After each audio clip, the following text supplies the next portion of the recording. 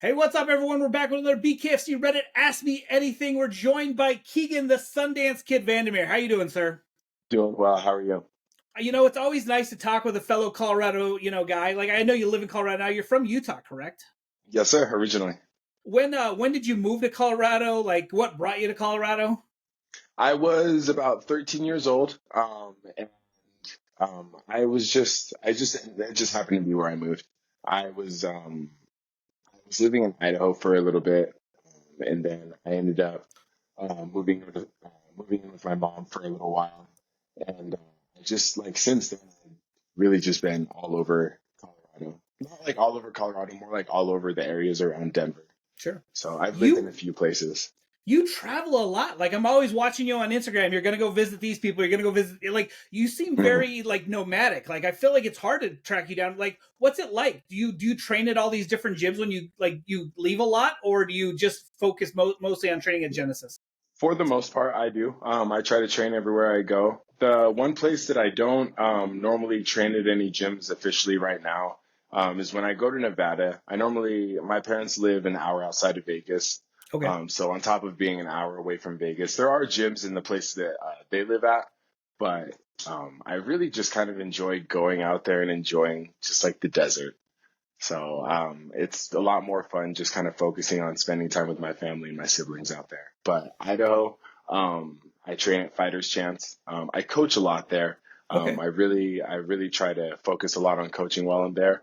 But I do have access to the gym, so anything that I do, like I put the kids on to. If they happen to come in while I'm doing a workout, I tell them what I'm doing. Sure. So, I mean, I know you're a boxer. Are you getting a lot more like notice now that you're the bare knuckle boxer? Like, I feel like is that like setting you apart when you go to Oh these gyms? yeah, They're like, oh, this oh bare yeah. knuckle guy. Yeah. It is, and it's really cool to get the respect and some of the uh, kind of the props that I get when I go places. It makes me feel real good. And it does feel really cool feeling like I'm kind of like set apart. Like people know that I can box well, they know that I can move well, and then adding things like dirty boxing elements to like sparring. Some people are really impressed with it. And more like usually 10 times out of 10, like after practice, we're like talking about certain little things about what we do here and there. So that's my favorite part about it is that everyone does this differently. And when people get good at certain things and they decide to share that with you, it's really cool. Okay, so Kamosi wanted me to ask you about your handbrake. Like you had probably one of the hardest punches ever, but it absolutely smashed your hand. So let's talk Mhm. about your handbrake and then what you've done since then to like kind of condition your hands a little more, I suppose. Well, yeah, that handbrake was insane. And just kind of like walking through the moment, shout out to Zeb because we've become great friends since that fight. And we talk a lot about just kind of what we're doing for our fight camps. But he was really pushing the pressure and he took a step to shift and then he went to throw an overhand. But in that moment, like instinctively, I just cut that distance in half and I just threw a straight right. But Yeah. he was coming forward, so I didn't get to straighten it out all the way. And man, in that moment, I felt it and my brain registered it, but it didn't care. Sure. I was so caught up in that moment. And after Zeb fell, what was going through my head was like, okay, I know my hand's broken. I know my finger's broken. If he gets up, I've just got to try and hit him with the other one. Sure. And man, there was just such an adrenaline high. It was insane. It felt like I was made of bubbles or like potato chips, if that's any way to explain it. And then even after, like I really didn't feel it until I got to the back and I told Chris what happened. Yeah. and and then I sat down in front of the doctor and they had my hand there in the wrap. I really just didn't feel it until I tried to like correct it. Sure. And then I was like, oh, whoa, okay, all right, I can't do anything with that. Luckily, I didn't cut anything on that break. Since then, what happened from that point on was that I took a year off after I didn't have a pin put in my hand. They put rods in Okay. my hand when they did the surgery. And I opted for that. I asked them that. I was like, please don't put a pin in my hand. I don't want to hit something again. I hit hard. I don't want to hit somebody again. And Yeah. I don't want it to break that way. Yeah. because if there was a pin in my hand, I'm afraid that something like that would happen. Sure. And it went great. Healing went great. What I did was that through that process, I just kept moving my fingers. Um, I would still try to write with my hand. I went and bought a PlayStation 5 shortly after my first BKFC fight. And when I could move my hands more, I started playing video games a lot more. Just all sorts of stuff. Just tried to keep that hand moving. And then when I had the cast off, when they took the wires out, I worked a lot on grip strength and just kind of like good controlled kind of taps on the bag. There were some days where it would ache, but what has really helped me a lot is pull-ups. Okay. Pull-ups. Some people do this differently. A lot of people do this game differently. And I see a lot of fighters. I saw this interview with, I think Zach Kalmus, Sure. and he Yep. was talking about how conditioned his hands were. And, this is a brutal sport. And, he's like such a tank, and just how he's built and just how durable he is just insane. But man, I just don't know if I'm someone that could end up torturing my hands like that until I couldn't write my own name. So I like my fine motor skills. Yeah. Um, and I take pride in having a martial artist approach to things. So I've been doing things like working a lot on my grip strength. And I do still hit the bag without wraps, but I have leather mitts that I Okay. use so that I'm not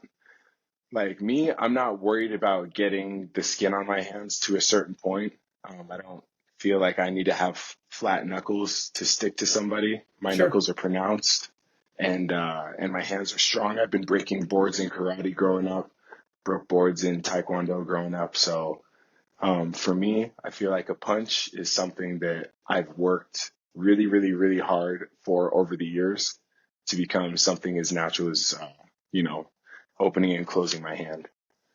So, and so far my body's stood the test. First of all, Esteban Rodriguez has a crazy hard head, and, Yeah, he does. and it's not easy hitting a guy like that. So, and I was cool through that too. So, Well, talking about Mohawk, I actually reached out to him, and he said that he thinks you're such a warrior, and he said he would like to know what you're going to do different for conditioning. He felt like that was like an absolute firefight, and your conditioning is what cost you that fight.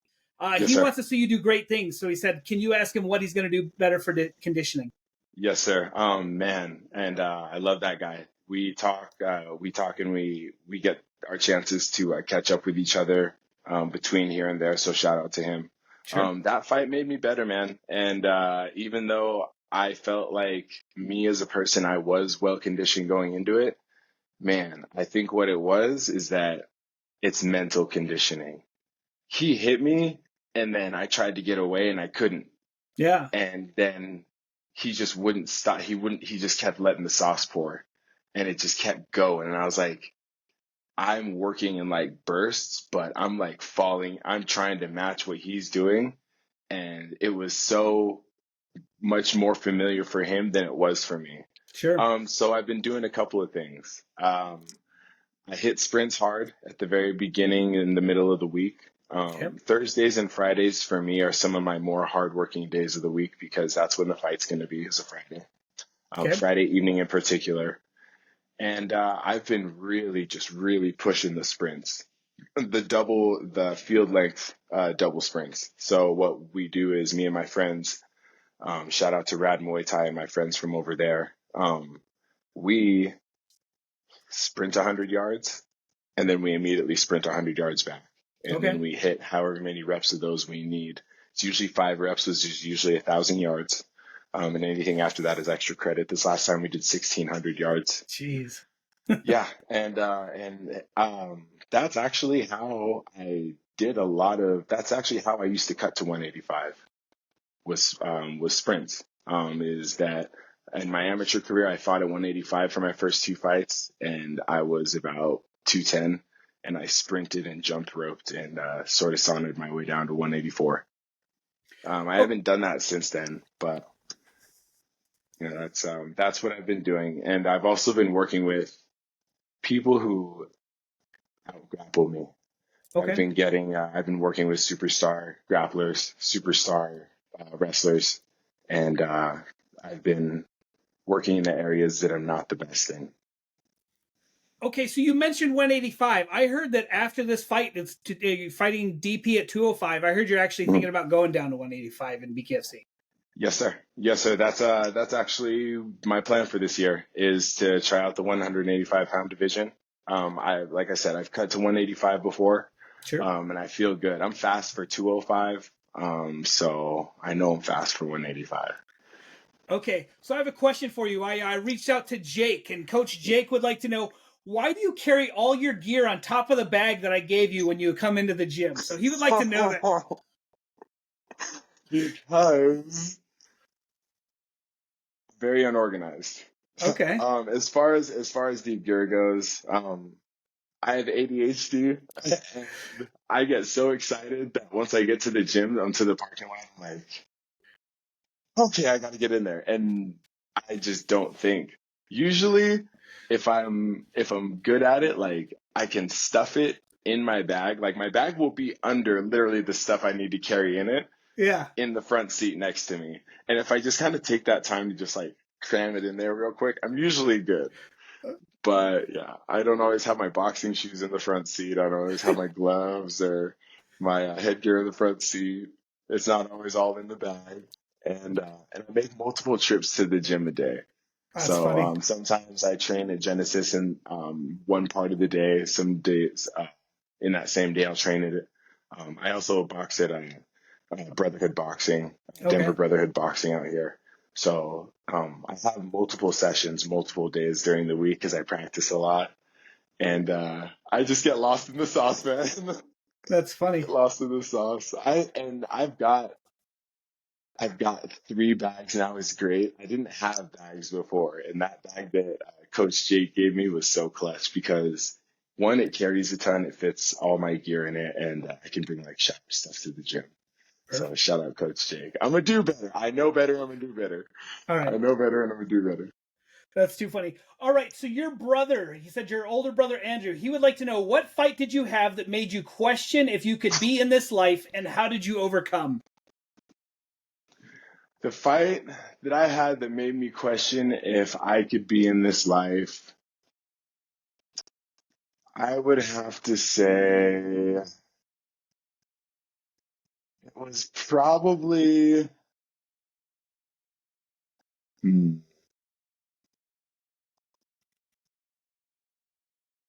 let me think.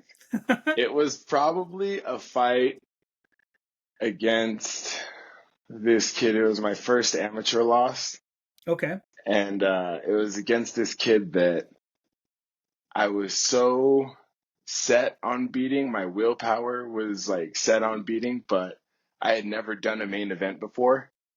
And I was so amped up that whole time that I kept warming up a few times, and I blew my wad.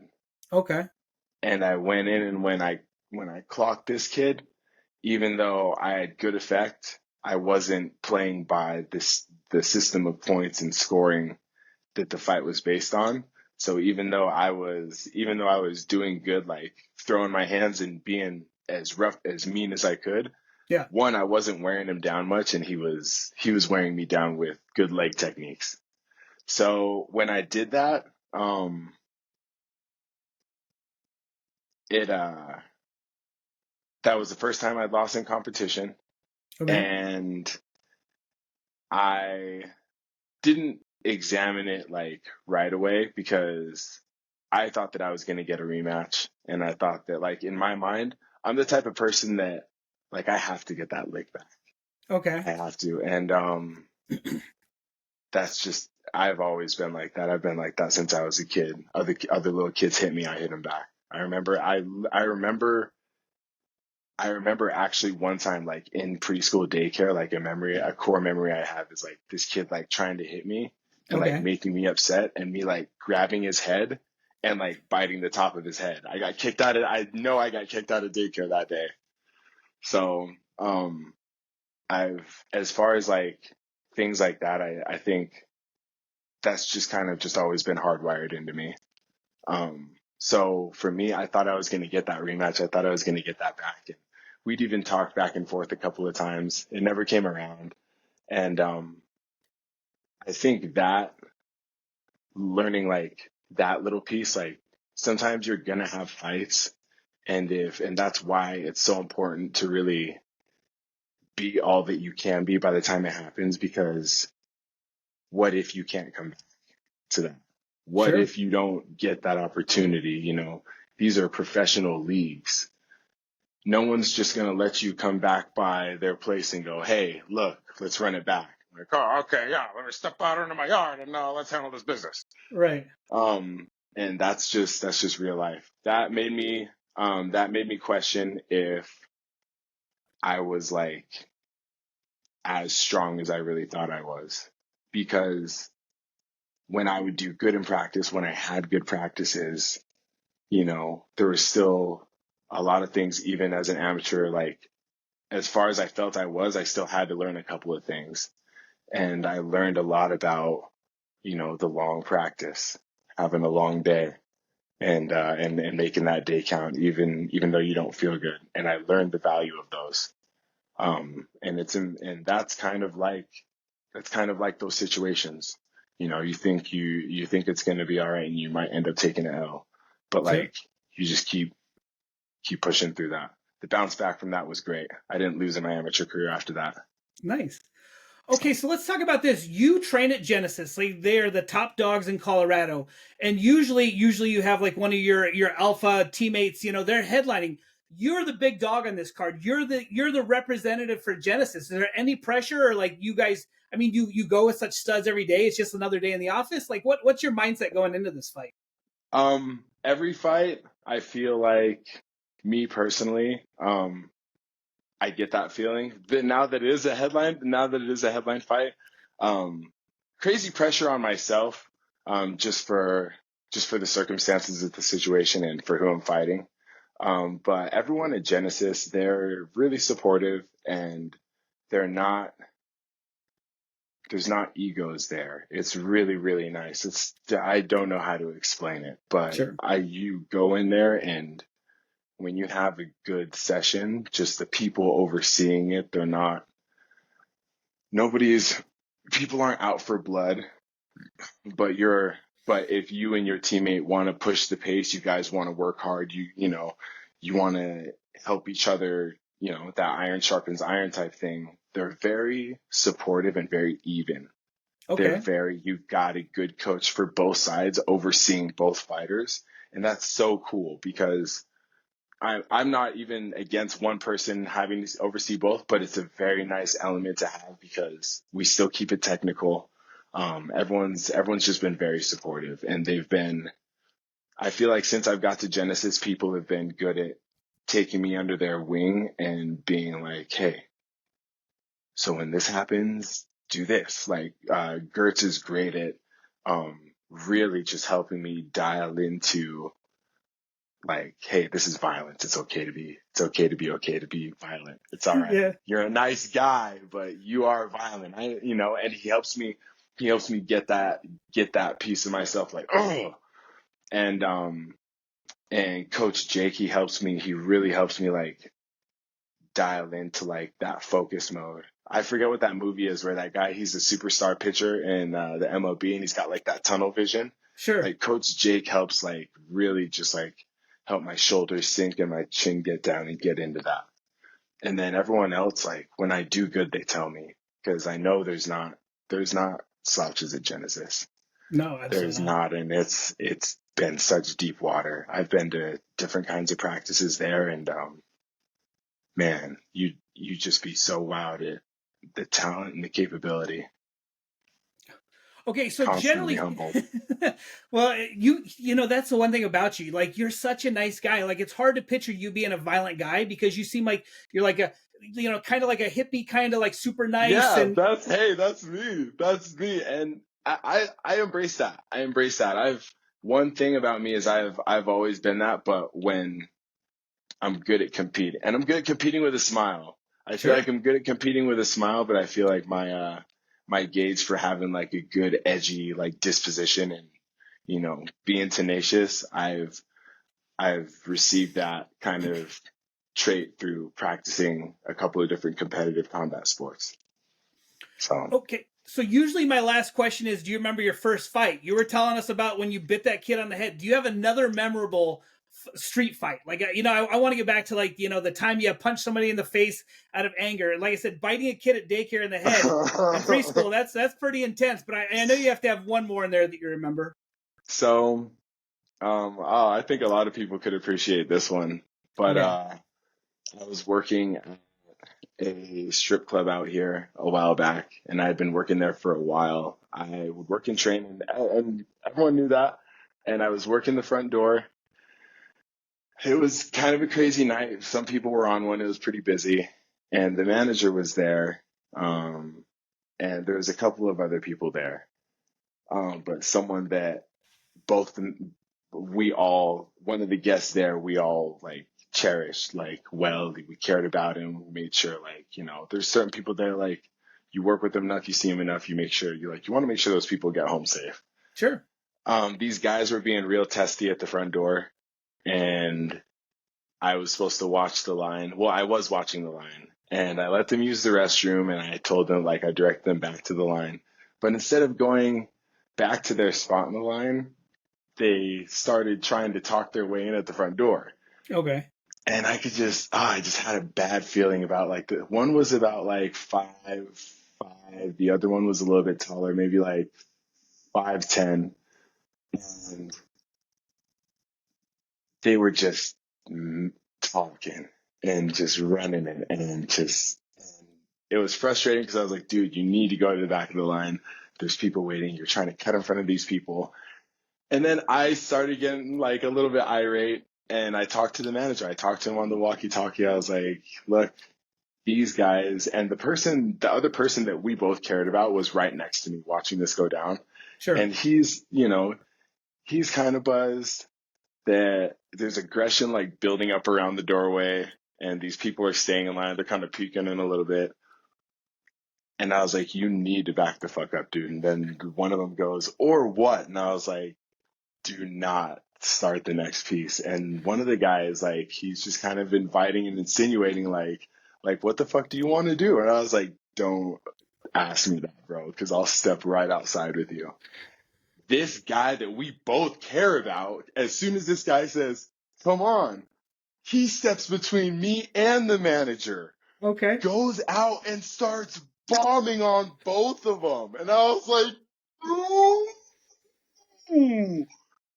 The manager goes to step, and I step in front of the manager and get behind the dude and start handling the tall one, because now they're both swinging on him.